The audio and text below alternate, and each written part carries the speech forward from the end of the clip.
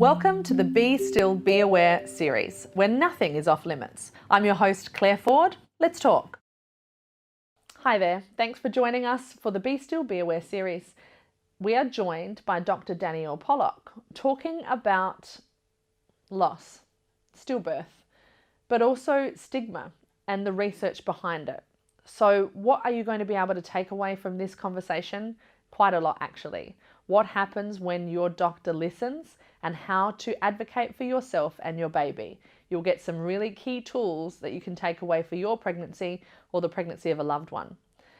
And then also, what does stigma do to people, to the community, and how we can combat some of that self-stigmatization and how not to stigmatize others.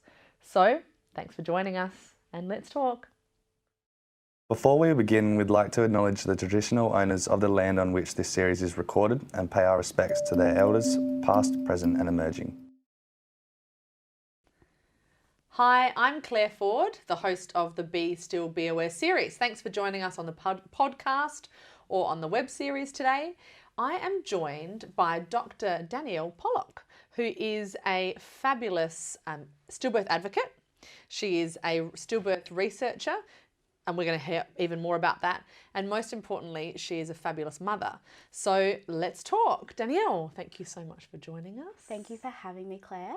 No, it's wonderful having you here. And I think, obviously over the years we have got to know each other well as fellow bereaved mums. And I've certainly followed your journey through research and advocacy so much. So I think we'll start right back when, look, we won't go all the way back into your history, but let's just start with, you were pregnant. Do you want to tell us your story, with your pregnancy with Sophia? Yeah, I think I was, it was a bit of a surprise pregnancy, but, still very wanted. I was 24 though, so I was fairly young for I think for now it's a fairly young time to have a child. And so I suppose I didn't have a lot of pregnant women around me or a lot of that knowing support. And everything seemed okay. There was an initial setback at the start where they pushed my dates back 10 days, which I kind of didn't understand why, but I was very trusting of what the doctors were saying and doing. So I just assumed, okay, well, I'm pushed back 10 days. And really there was no concerns until I hit 23 weeks and started itching. And I Googled itching and that came up as call your healthcare provider. Mm-hmm. It was interesting though, movements weren't talked about in my Google search. Yep. So I called the midwife and I remember this conversation so clearly. I remember it was even after the block when that was on. I remember like the feel of the weather and, it was a beautiful February night. And calling this midwife and saying, I'm itching and I can't stop itching and it's everywhere. And she's like, oh, okay, well, come in tomorrow morning and we'll have a blood test, just don't eat anything. And as we were about to hang up, she actually said, just hang on a minute, have you been feeling movements? And I was only 23 weeks at that stage. And I said, well, I think I am. Like, well, she's not kicking as much as what she used to. And it was because when Sophia kicked, like her first kick, I stepped back 2 steps. Like it was so powerful. Mm-hmm. But I said, but she's tumbling. That's movement, right? No one had told me what movement was. My 20-week appointment wasn't about movement. My 20-week appointment was about breastfeeding. Mm-hmm. And she's like, you know what? Just come in. And I remember my husband and I going to the Women's and Children's and thinking, oh, this is going to be so good. We may see her again. Because we had our 20-week scan and we had thought, oh, we're not going to see our baby again on ultrasound. But, oh, maybe we'll get a surprise ultrasound. And not realising, I think, what could actually happen. And I think, I, for a long time, thought that was the last moment of pure happiness I had had for years afterwards. Because when we went into that hospital and went into room 4, like I even remember the detail of the room 4, and the midwife, stumbling with the Doppler and her saying, we need to find the ultrasound machine. But, I can hear the placenta like moving, so everything's fine. And not realising that she was probably just trying to stall. And then, having the doctor come in and tell us. that there was no longer a heartbeat. And the rest, I blacked out for a long time. You know, I think we all kind of have maybe a bit of a blackout over those little details. So. 100%. Like, I think that's a huge, those words, there's not a heartbeat. Yeah. And interesting, you know, she was listening to the blood flow of the placenta and stalling you and her and everything and not wanting to really communicate what was going on. And this was the first time, you know, that all of a sudden this excitement was, and it's really interesting that you say that pure joy was no longer there, and it's the last time that you remember having that sense of that pure joy, that pure innocent joy. Yeah. And I think that's intensely sad, you know. That shouldn't be the way that a pregnancy, in this case, turns into a birth and then, you know, ends in death. Yeah. So you were told there's no heartbeat. Yeah. And you went into a sort of a blur, a blackout, and you blocked a lot of it out. Yeah. But Sophia was born. Yes. And she was perfect. She was the little girl with the rosebud lips, we called them, my nose, and we could even see, and she's the only one of my children still to have been born with just that little bit of black hair. Yeah. All my other children are blondies. So she looked very much like me, even at 23 weeks, even being so little. And I still just remember holding her, and like the midwife that we had who delivered her she was what we needed. And, you know, her just putting her on my chest and, you know, feeling, you know, her turn cold, all those types of memories I remember. And, you know, I think I had this thing of what is expected of me, you know, how long is it allowed to hold my child for? Yeah. Like, you know, when will they start thinking I'm weird to wanting to hold on to my baby? You know, all these things are like, I just kind of needed someone to be like, hold that baby as long as you want. Yeah. Take all those memories, because like I had Heartfelt come and take photos, and they were fantastic, but then there was photos that I wish I took more of. And no one just said, get your phone and take as many pictures as you possibly can, because you're never getting those images again. Or that you're allowed to. Oh, yeah, that you're allowed to. This is your baby. And it's not made to feel like that. Like, even though my midwife did all the correct things, I suppose, by the guidelines, I kind of, you know, as a first-time mum, if this was my first baby, my first pregnancy, I just kind of needed to be told that it's okay to do whatever you want to do with this baby. So I remember that at the time, the hospital, it was so quick. Like, it was we delivered her in the morning, and then we were gone the next day. Wow. And the first night we thought, okay, this was it, we'll have a day and then she'll go, because we were kind of told that her body needed to be preserved for the autopsy, and that she probably needs to go and cool down. And we're like, okay, this will be our goodbye. But then the next day, I just remember just completely breaking down and said, I need to see her again. Like, there was this innate desperation. It was a desperation to see her. And then we had our final moments then. But that was the last time we saw her.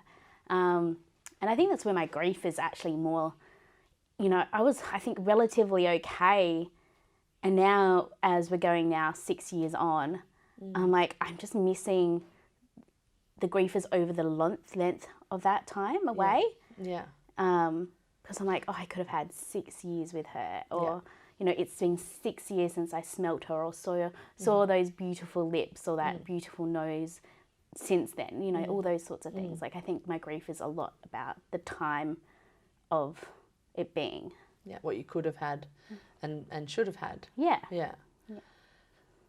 So, I mean, there's so much we can learn from, I suppose, the experience in the hospital, in terms of you being able to just be with your beautiful little girl and have her with you, and, you know, and I suppose questioning whether you're allowed to, or how long can I have her and hold her. I think, you know, that's great advice for listeners and people that are viewing this who might be experiencing that same loss, to know that, yes, they are allowed to. There's no set and steadfast rules of how long you can be with your child. They're your child. Yeah. Is there any other advice you want to offer to parents that would be, you know, would have this same journey and that same outcome of pregnancy where they have to give their baby back, which is effectively what you had to do with Sophia, that you want to give them for when they're in that space?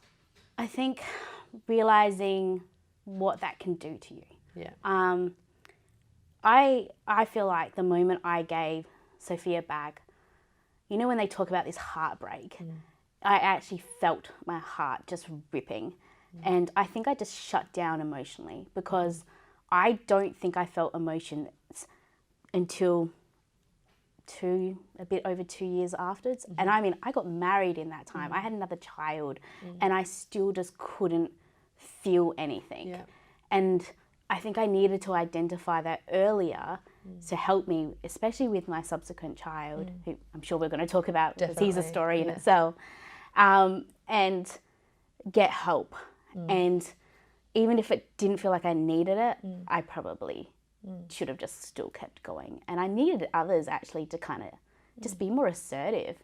I needed the support people to be like, you're going to go see someone or you're going to keep maintaining this, because it wasn't like that. And I felt like I didn't have the strength to direct myself to do things to help me. And nor should you. It's unfair to expect, you know, the bereaved mum to think, I know what I need to get. I'll make those phone calls. Yeah. You know, you're having to organise a funeral as well as, you know, meeting your child for the first time, having to give them back all the emotions of delivery and the after. I still remember the social worker giving me a list of numbers. And I'm like, what am I going to do with these numbers? Like, am I meant to call, like, I'm still labouring during this time and I've just gotten a list and I'm now having to plan a funeral. Also trying to work out the legalities of this because, yes, she was stillborn. Yeah. What does that now mean, legally speaking, whilst I'm still labouring or having to spend these precious few moments with her? Yeah. Giving me a list of numbers was just not going to happen. I was grateful I had, like, my mum who called people. Yeah. And she's like, well, what do you want this? You know what, I'm just going to arrange a little bit and bring it in. But I think I needed more support from social workers during that time to go, what can we do? Because I get this whole, we need to empower, but this is not the moment right now. Empowering you is like helping me sort this out. That's practical stuff. Yeah, exactly. And it's not just you. Yeah. You know what I mean? Why put this all on you? You've got that, you know, thankfully you obviously had great support there, obviously, with your partner and then also your mum, you know, which I think is really important. Yeah. So you, Sophia and her birth was a very pivotal changing moment in your life. Yeah. Kids change your life, right? But maybe not ever in the way that we expect. Whoever I was beforehand, her birth simultaneously broke me down and I've had to rebuild my entire self. So I wouldn't even recognize the person I was before Sophia, but that's not necessarily a bad thing. So. And you were obviously engulfed in trauma, and you know the trauma shut down your emotion. You talked about that as well, and you touched on it. You went on to get married, and then you also fell pregnant again or had another baby. Yeah. So let's talk about Charlie's. Yes, beautiful pregnancy. blue-eyed Charlie. Yeah, blue-eyed Charlie, and clearly blonde-haired Charlie, as you said. Well, he's getting darker, so the genes are coming through again, but yeah. So Sophia had a little brother. She did. I mean, the thing is with Sophia, it was like many stillbirths, just talked about as one of those things. Won't happen again. Lightning doesn't strike twice. There was no reason to be found. Yeah. I started to see a lot of frustration from me towards healthcare professionals then, because it was clear that she had been growth restricted, and then there was this constant, well, she probably died a lot earlier than you thought she did. And I'm sitting there going, well, I have a text to my mother-in-law talking about how much she is actually kicking me. Yeah. And I mean, her kicks were powerful, not, you know, that far, you know, between her death. So no, she was still alive. Yeah. She was growth restricted. And it was picked up at 20 weeks that she was small. And I'm like, okay, is that concerning? And they go, well, no, because you're small. My husband's 6'2", so does that matter? No, it's all you. And I'm like, okay, she's small, then that's fine. Now, if they put the 10 days her original due date, the due date that physiologically makes sense for me, she would have been picked up as growth restricted. So is that when they recategorised your dates? They recategorised my dates when I was early pregnancy. Yeah. And then you were like, no, I know when I felt pregnant. I know my cycle. I know, I know me. Like it was. Yeah. You were very regular. Yeah. You knew exactly what it was, but they recategorised it. Yeah. And as a result, you feel that the dating scan measured her incorrectly and should have measured and told them that she was growth restricted. Was she 23 weeks and 4 days and 270 grams, or was she 25 weeks and 270 grams? Because if she was actually still at 25 weeks, we may have picked up that she was severely growth restricted. I'm not saying that something could have been done to save Sophia. She was so small and so tiny. But what it would have meant is that in my next pregnancy with Charlie, maybe I was hurt a little bit more. Yeah.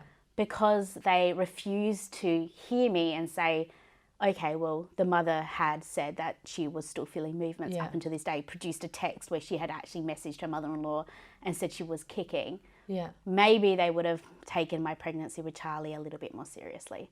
Yeah. Like, so what happened in Charlie's pregnancy? Because obviously you were like, okay, I need this because I know you're not listening to me. And so this is Charlie's pregnancy now. And you're like, okay, so where are we at in your pregnancy when we're talking about this moment? So I think with Charlie, I was thankful to be still seen by MFM and the doctors there. So that's the maternal fetal medicine unit. Yeah, the higher risk because of my prior stillbirth. It was around, I was worried about movements, but kept getting reassured that everything was okay. Yeah. And I'm like, okay, he was slowly dropping. And then at 32 weeks, he apparently, and we found at my 34-week scan that he had not grown in those 2 weeks. And that was also when I was noticing a reduction in Charlie's movements and how I would describe his movements as sick and weak. Yeah. He wasn't kicking as much. He wasn't, if he did move, it was like rather than the powerful movements that he had previously been doing. Yeah. And I kept getting reassured that, we'll just keep monitoring. And then I was taken in at 36 weeks and still no real growth. Yeah. But around that time, a study had come out saying that we want to keep babies in till at least 38 weeks because of neurocognitive deficits increasing prior. And I'm like, 39 weeks, sorry. Yeah. And I said, okay, that's fine. Like, I want to keep baby in. I don't want to get baby out if I don't have to get baby out. Yeah. But at the same time, I'm coming in more often because movements don't feel the same. Yeah. And I'm waking up in the middle of the night trying to feel movements and staying up for hours trying to get this baby to move, and it's not feeling like he's moving well. That's not normal. That's, you shouldn't have to.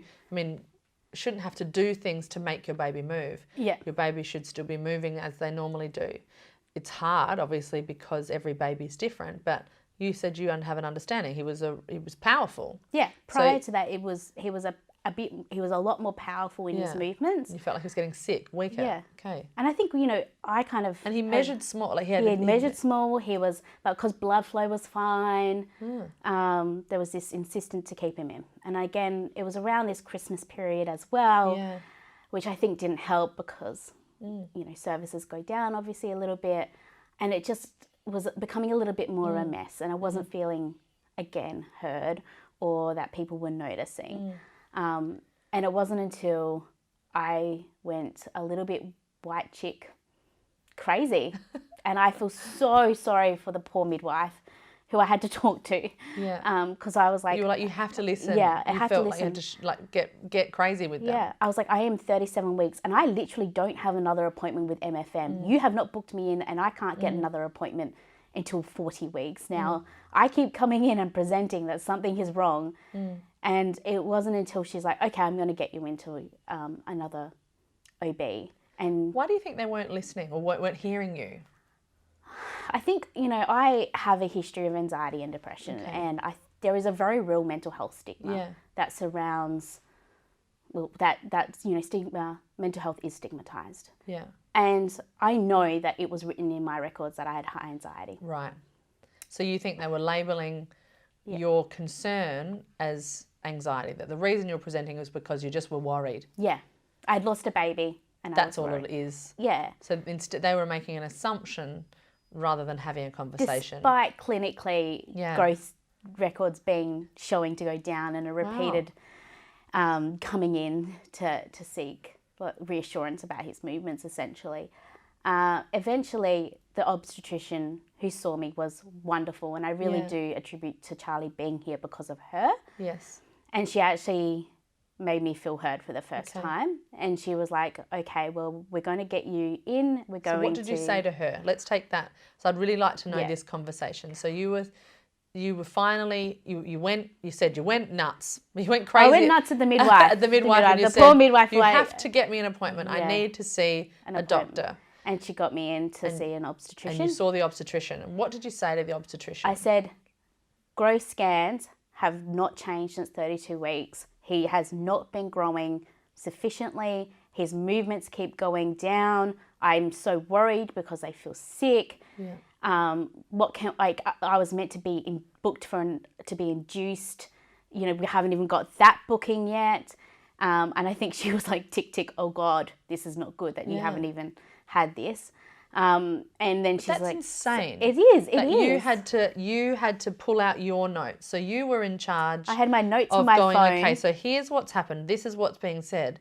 That's insane that you had to step in and take the care of your baby into your own hands. Thank God that you did, obviously. Yeah. In this case, it sounds like there was some really triggering warning signs. And then obviously coupled with the anxiety, sure, you were anxious. Yeah. I think I that's was a more given. anxious because no one was hearing me. Yeah. Like, I'm like, you're kind of causing my anxiety. You were being placated instead of heard. Yeah, definitely. So you said this. You said, here's my facts. Here's my records of me coming in and being, and you know, the CTG saying that baby was fine and kind of being told to go home, even though I wasn't feeling the movements. Yeah. I was told I wasn't feeling movements because I'm a bigger girl.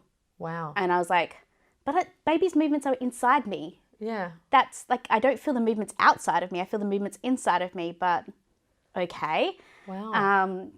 And so she heard me and I'm so grateful she did. Yeah. And she booked for me to be induced at 38 weeks, which was, I think, 5 days away because they couldn't even get me in. Yes. And I was coming in for CTG monitoring and, you know, every day to second day. Yeah. Just to keep me on track. When we were induced and how he behaved in labour and how he behaved afterwards and seeing the placenta and the midwife is going, I am so glad we got this baby out. Wow. It was the first time I'm like, I knew it. And it was like, oh, so finally you believe me because you can see the physical evidence. You didn't want to listen to me as a mum. Yeah.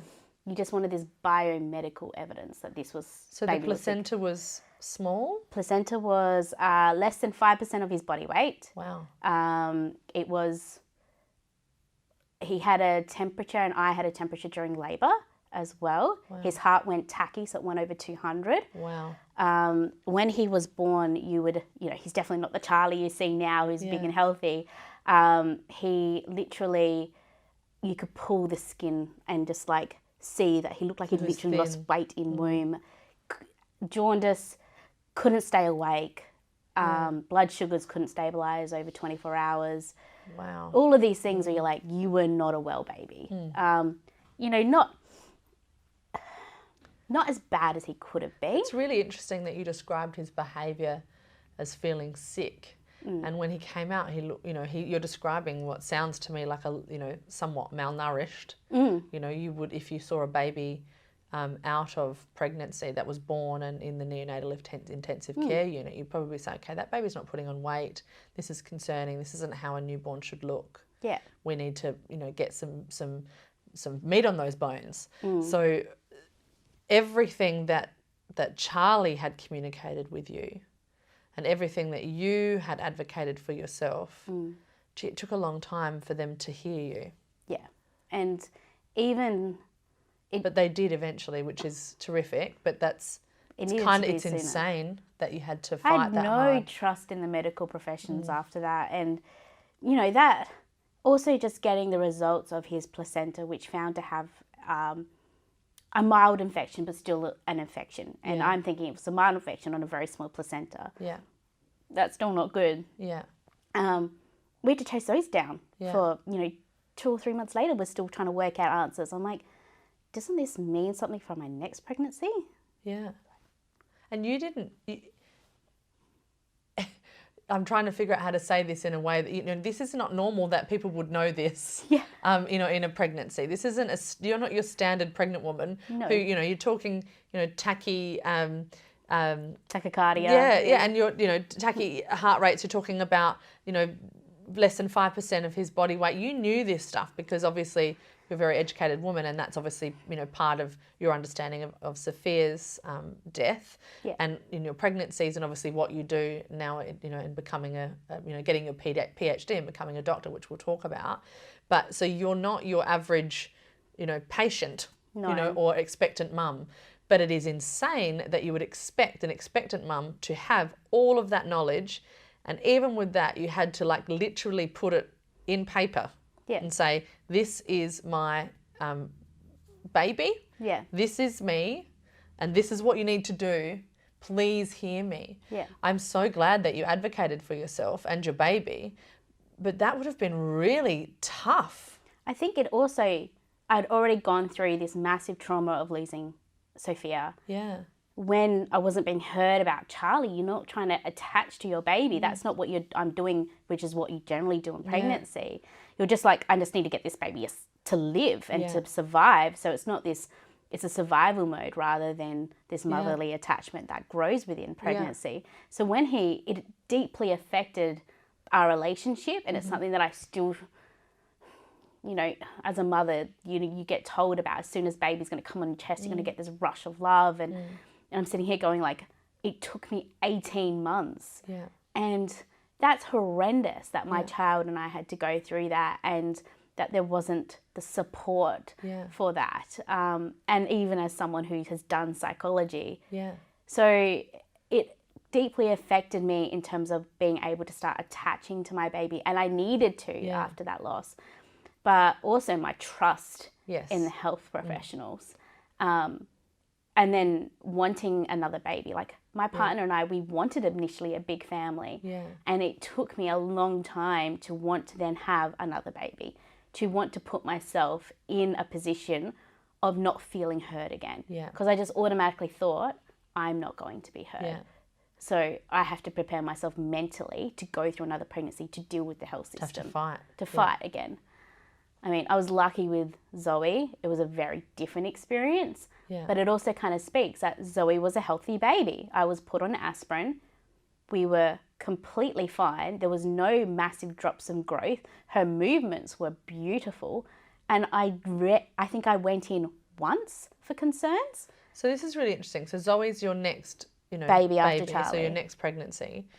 So with Charlie, if you don't mind me just going there for a minute, you found it really hard to connect with him.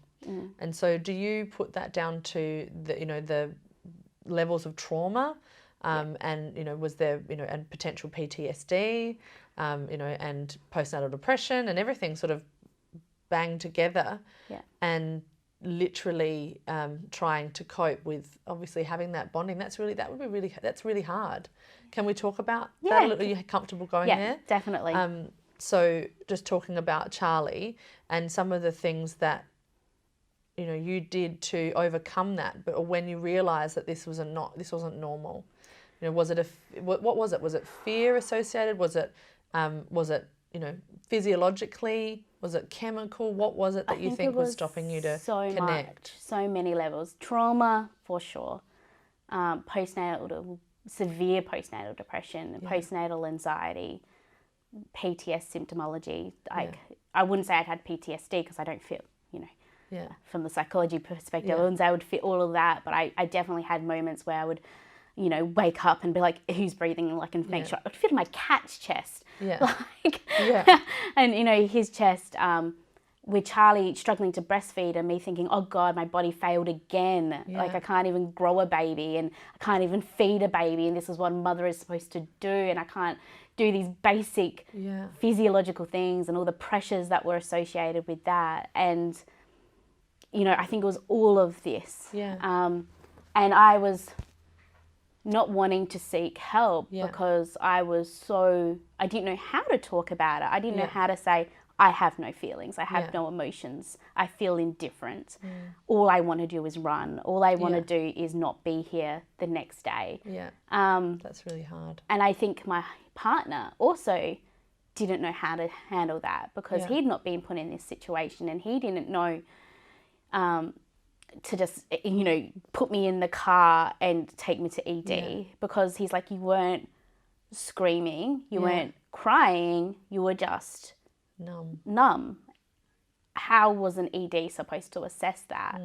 And I think he was scared because he's only recently opened up about this. Like he said, like, I would go to work and I wouldn't know if I'd come back to you. Wow. I'd be so scared that you would have just done something. And he goes, I didn't feel you were a threat to Charlie, and I never was. Like, I want to hurt him. It was just me. I didn't want to be here. Yeah. I wanted to run because I didn't know what to do. Yeah.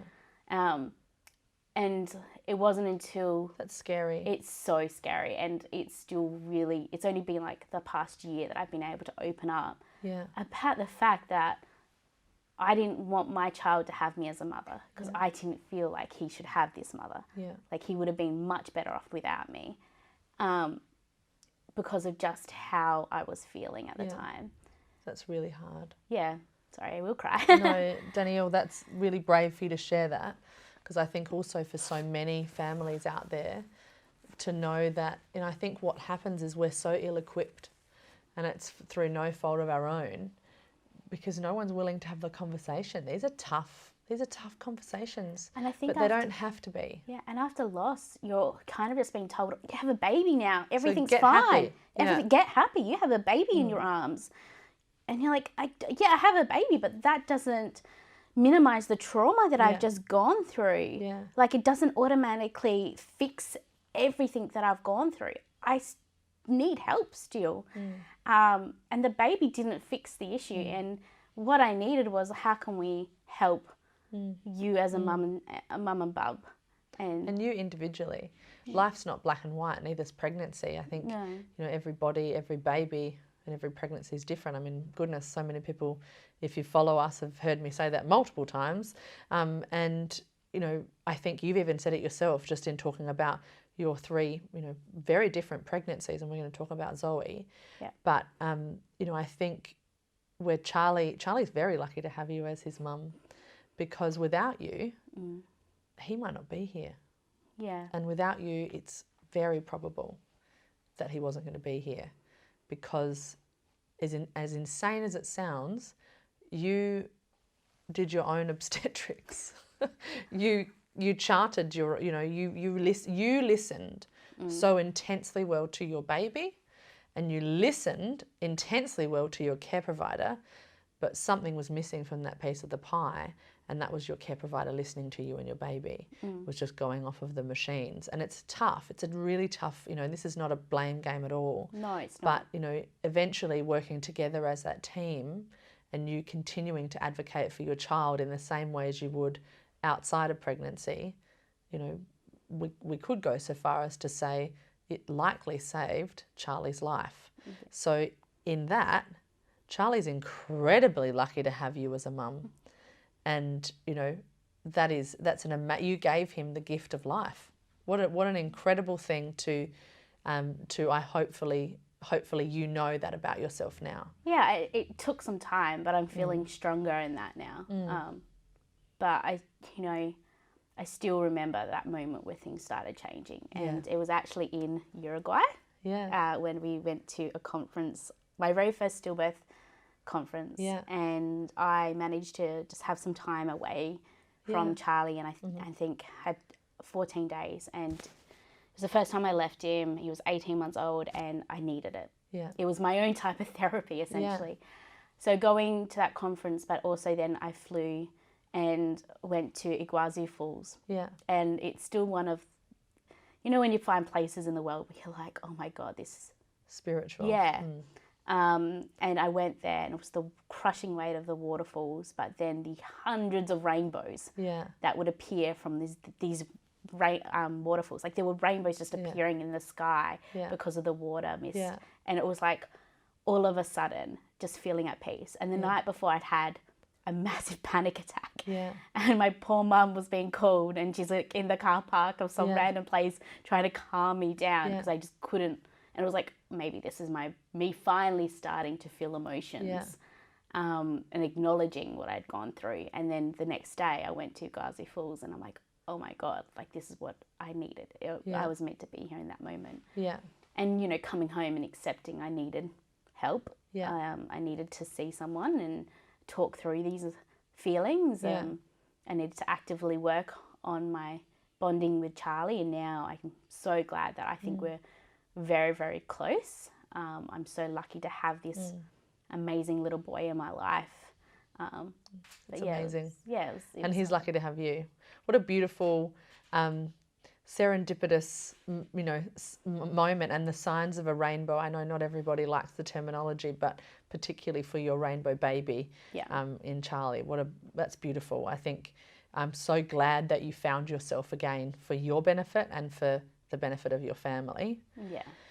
And we'll get to why you were in Uruguay and why you were doing why you were at who goes to a stillbirth conference on the other side of the world, but clearly you had some, very important things to do over there with the path that you travelled, in the career path you travelled on post-delivery, mainly pivotal around Sophia. But let's talk about Zoe. You said she was, this perfect pregnancy. You went in once, nothing was wrong. Everything's great. She was great. Yeah, it was all of a sudden So what was different? I was heard. It was like, okay, yeah, we acknowledge you have issues with your placenta and growth restriction. It's like, you couldn't have said that in Charlie's pregnancy? So you only needed 2 growth-restricted babies for that to be, finally and be one diagnosed. of them to die, for them to listen. To finally go, you know what, let's just put you on aspirin. Wow. And being put on aspirin, was fantastic because she grew. There was no dramatic drops in her growth, as I said. She is, even now, fierce in her movements, and I would describe her movements as very fierce. And strong and powerful, and they were. I was given the choice of when I was to be induced, and they were like, do you want to be at 37 or 38 if we get there, but we're willing to do it earlier based on what you feel. And it was all of a sudden like, oh, is this what I'm being heard? But at the same time, I know that maybe I was in a very big place of privilege because they knew I was doing a PhD. They knew I was in stillbirth research. And I'm like, is it because of that you're willing to listen to me and trust my judgment?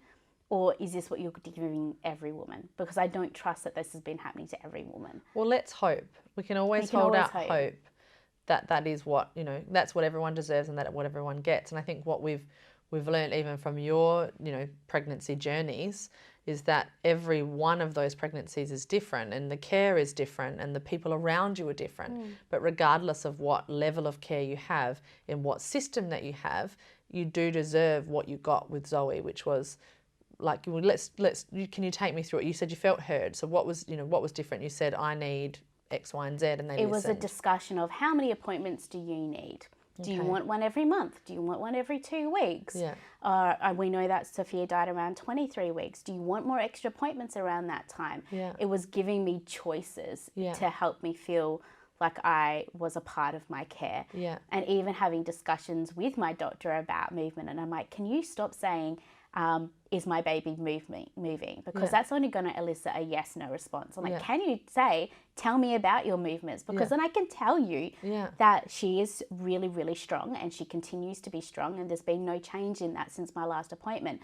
But if you said that to me about Charlie, I could say there had been a change and he's getting weaker, but, I'm not feeling, so I can talk about this pattern. So having these honest conversations with the obstetrician, who was also slightly junior, and I think willing to hear.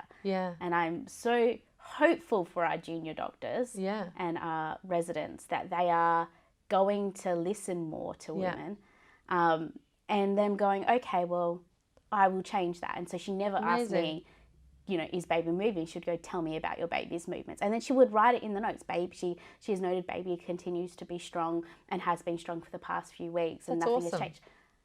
And it was like all of a sudden I was feeling heard. And even we were talking about induction and them going, clinically there's no reason to induce you at this moment. We don't want you to go past 38 weeks because of your past history. What do you want though? Can we talk about it? And me going, well, I don't want to be induced at 37. That feels too early for me. But 38 I feel comfortable in, and I feel she's okay. Her movements haven't changed, and they're like, come in if you do, and we can change this. And all of a sudden it was like a discussion where it was two-sided rather than one-sided. And that's actually how a discussion works. That's a conversation.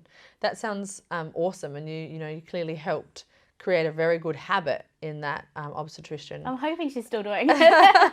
But I think, even the note taking was great, and it sounds like the care that you got with Zoe was, the right type of care, the care that everyone deserves. And I'm so glad that you continue to fight for your children, but you did so in your pregnancies too. And I'm so sorry that Sophia is not here, but with you, she has helped to discover some new research for stillbirth. So you mentioned that you were in psychology and social sciences. Yes. Is that right? Before, and you had your first baby in Sophia, and then when did you decide I need to research stillbirth? And how did you decide what? Because are you going to talk to us about, being the first person to create a stillbirth stigma scale, which is now globally recognised? So that's pretty extraordinary. So can you talk us through that? When did you say, actually, you know what, I'm going to do a PhD and I'm going to fix this? I think the thought of a PhD was prior to Sophia, but I hadn't found an area that I'd been so completely passionate about that wanted me to go and do it. Yes. And then I was actually sitting on the bed holding Soph. Yeah. And going, I want to do a PhD in this. Yeah. It just came to me whilst I was holding her. Yeah. Because I felt it was so deeply unfair that I had not been told that this could happen, and thought, I want to do something. Obviously that was pushed aside and I didn't know what, but it was actually my experiences after Sophia and leaving the hospital and feeling completely alone, and the having to teach people how to grieve with me, or the fact that teach them that I'm not going to be the same person again, and nor should they want me to be the same person again, and talk to them that grief doesn't mean I'm broken or that I do need help. I'm trying to find out who I am now whilst I live with grief. Yeah. Unfortunately, though, I started losing friendships. Yeah. And why do you think that is? So do you think- mind talking ahead. through that? I think we were a very young group of women. Yeah. I was the first one to be pregnant in the group. And, even prior to having Sophia, I was like, a pregnancy loss, why does that matter? Not realising the profound effect it can have on you. Yeah. And I don't think they got that. And maybe they've got that now that they've had children, and they might think differently. But I had changed so much. I wasn't the Danielle that was before. Yeah. I was a different Danielle. I wasn't a great friend at that time either. Fair enough. Fair enough. And I think, for the first 6 months... I think you deservedly so. You need the friendships around you supporting you. Because you, like you said, you're a shell of who you were. Yeah. And you need help to get out of that spiraling, sense of grief. There was this dark cloud. Yeah. And I don't remember much in those first 6 months. Yeah. If you said, what did I do? I think I knew I was working. Yeah. I went to work quite quickly. Yeah. But I don't remember much. My memory was shocking. Yeah. And then after 6 months, I kind of re-emerged and was like, where are my friends? And they're not there. Yeah. And they were kind of saying that I needed to see help, but then they were doing it in a way that was just kind of like intervention-y rather than actually supportive. And they didn't recognise I was actually seeing someone at that stage, and they didn't want me to kind of talk about her name, or they didn't understand why I'd want to talk about her. And then they wouldn't understand why I wanted to do a PhD in this area. And it's like, because this is something I have found my passion. Yeah. And not realize that. So I think we just grew apart, and It sounds to me like they wanted you to get over it, which is a bit of a, I Yeah. know that that's a loose terminology, but it's something that, people tend to just think, okay, wasn't it something you just 6 passes? weeks is Can't the you just general, get better now? Yeah, so you're Yeah. being 6 weeks now. Like, isn't that when Yeah. grief's supposed to end? It's like, Yeah. and I kind of see grief now as my, a best friend. Yeah. Something that I'm going to live side by side with. It doesn't diminish. Yeah. It is there, and I'm learning to walk side by side by this best friend that I particularly didn't want, to be honest, but I've got now. Yeah. And so I'm going to learn to live with it. Yeah. And it's changed me for the better. Yeah. So in all my research, I'm always hoping to talk about the strength of the bereaved parent, because we get talked about all our weaknesses all the time. And I'm kind of just now over it. And bereavement's not a weakness. And bereavement isn't a Look at us all weakness. strong coming out of this on the other side. Yeah, we Powerful see the bereaved and empowered. parents Yeah. that have come from this. Like, look at the work you're doing. Look at all the other researchers that are bereaved parents in themselves. The advocates, the person who's going to approach that hospital and say, you need to change practice because you failed me, let's change it. Yeah. There are so many strengths of bereaved parents, and we're just ignoring that strength side. So I'm, making it my personal mission now to make it all about the strengths of the bereaved parent. Yeah. Because I'm sick of every research article saying all of our failings, like we're at higher risk of mental health issues and financial, economic, marriage issues. Yeah. It's like, I get it, read it a million times, but what I'm not reading is the strength. Yeah. So my new way is, let's start focusing on the strength of the bereaved parent. Love it. And you started focusing on that by understanding this stigma that obviously you felt, and this isolation and this silence and this this being alone, and in your own grief. So you went, okay, well, so what was the question you asked yourself? How did you decide to go down the avenue of stigma? Yeah, I think because having felt stigmatized and this feeling of being devalued of who I was as a person, and devalued as a mother, like I wasn't a mother, or am I a mother, and that questioning of my identity, to potentially facing discriminatory behaviours from my healthcare professional by saying, is this stress from losing the baby, or, in Charlie's pregnancy not being taken seriously because I had lost a prior baby. Yeah. That in itself is stigmatizing, because you're essentially not seeing that person as their full identity as a patient. You're devaluing what they're saying based on their previous experience. And so I wanted to talk about this concept of stigma, and because it used to be talked about a lot in research, and I'm like, it must be so over researched. And then reading it, like, there is not a lot. Why isn't there a lot? Why are we not breaking this concept down? Yeah. And it kind of was used as a platitude, and to stop the stigma or to break the silence. So it's just a describing word, really. It's a describing word. And I'm like, but how are we going to do that? What is stigma, and how do we fix it? What's stigma? What's silence? What are you doing to change it? Yeah. And nothing would be changed because we weren't breaking it down. We don't understand it, Yeah, and we don't understand it. Knowledge is power, Yeah. and we need to know what that knowledge is to be able to get the interventions. Yeah. So I knew that I'm working in a field that values statistics and quantitative methods. Yes. And I knew that I could do all the qualitative research in the world, which is who I am as a researcher. I would take qualitative over quantitative any day. So the written word. Can you talk about what qualitative and quantitative is, just for those who don't understand research? So quantitative would be numbers research. You would get percentages, so data, or facts, knowing the risk. Qualitative is your voice. Yeah. What you would say about the experience and describing it. So it's the words. Yeah. And isn't that interesting? Yeah, I love words. But the words are so important, and particularly, the words of consumers and lived experience is so powerful. But yet, like you just said, we are it sometimes means nothing when it comes to true data. We are working in a biomedical model where they would value I sound quite scathing, and I don't mean to be. I Yeah, really no, have but such it's important. respect. The reason I ask, I want people to yeah. understand who are listening or who are watching, to understand the difference between it. Well, hang on, we've been saying this for years. This is what we've been saying. It's always been this way. Well, we can hear you.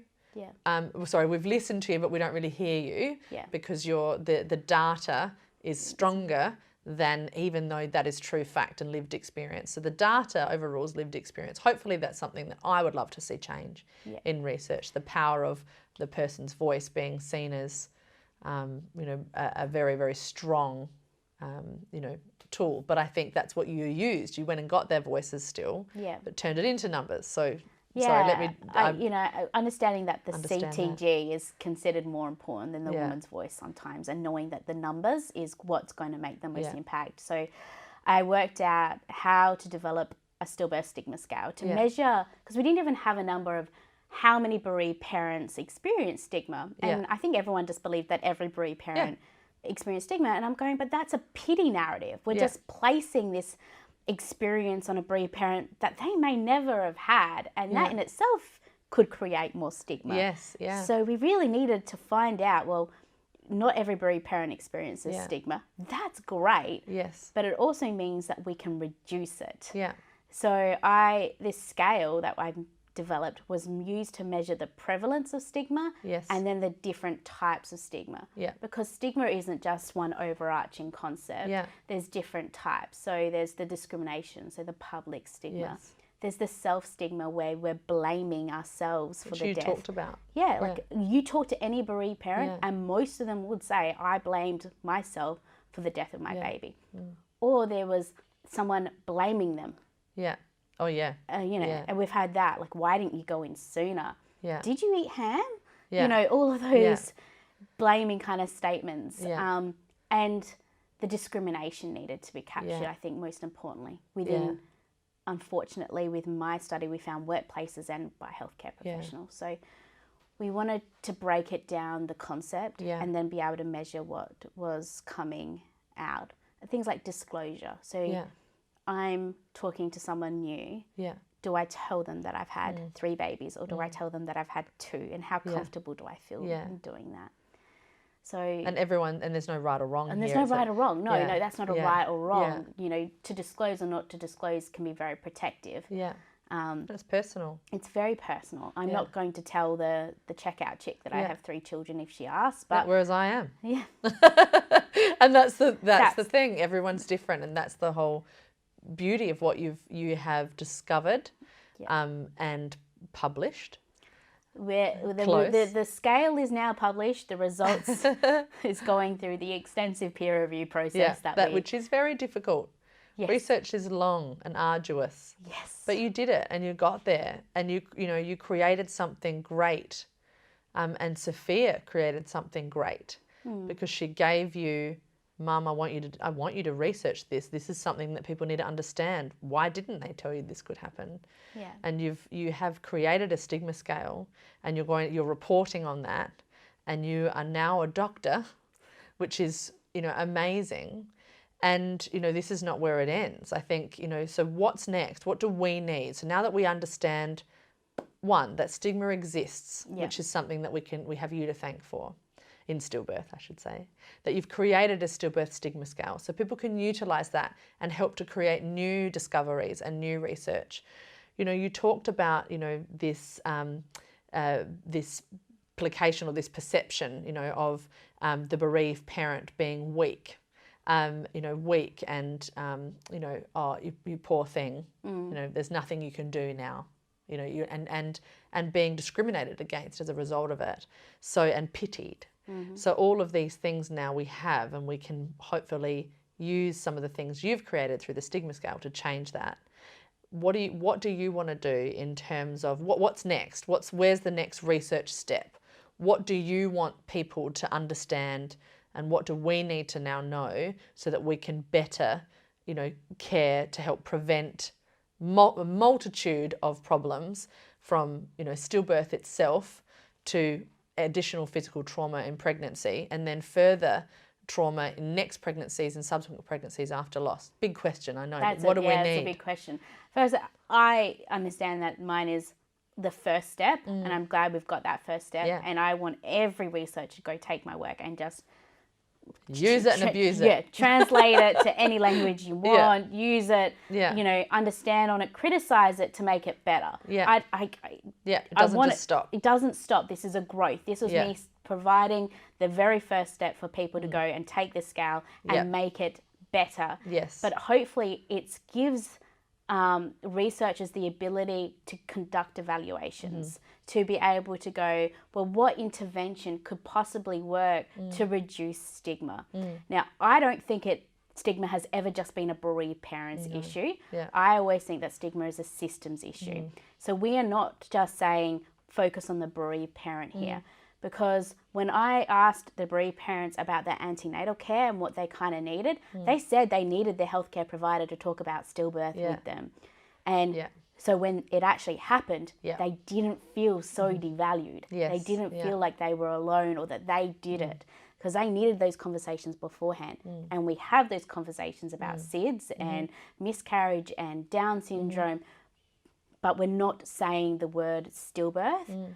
And so I think it's saying that we want to help the bereaved parent, and we do. And I think there's some great interventions we could be doing to support the bereaved parent. Definitely. To ensure that they're not blaming themselves, to ensure that their support system knows how to actually support them, but also how healthcare providers actually knows to support them to reduce the potential stigma that can come from it. Because outcomes of people who are being stigmatized aren't great either. We see people who are stigmatized, and we look at it in mental health and in HIV, that in substance abuse disorders, that it doesn't end well. It leads to increased health disparities, the financial difficulties. So we need to be able to go, how can we avoid a continual escalation of issues for a bereaved parent?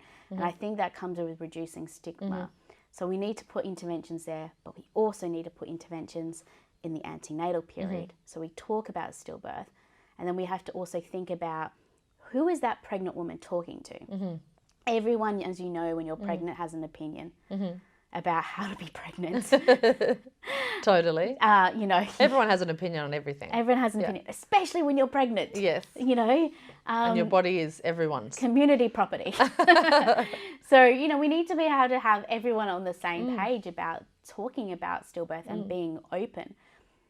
I think about a friend of my mum who didn't actually tell my mum she had a stillbirth until I had a stillbirth. Wow. This had been over 30 years ago. Wow, she went really isolated and went at it alone. That's sad. And thinking that, why couldn't she talk about it? Yeah. So I think it's just this openness of talking about, stillbirth and recognising it's a systems issue. Yeah. So I think, so to help this, that's a great answer, by the way, because it's not about, okay, what we need to be able to do something. You're already saying, okay, so here's something we can actually do now. And that is, we need to talk about stillbirth. And the more we talk about stillbirth, do you think that can help to reduce stigma as well?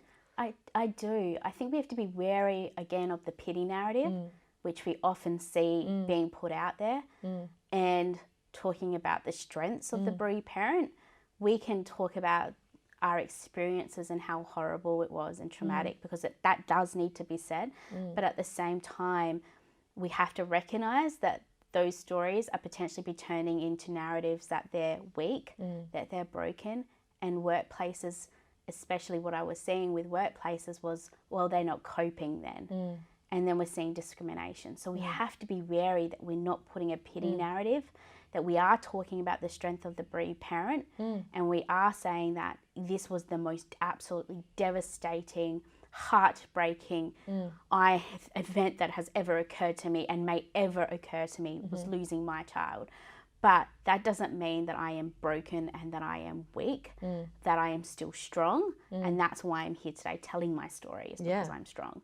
And so others don't feel that isolation. There is strength in numbers, and it does take a village to raise a child. But doesn't that start earlier? Yeah.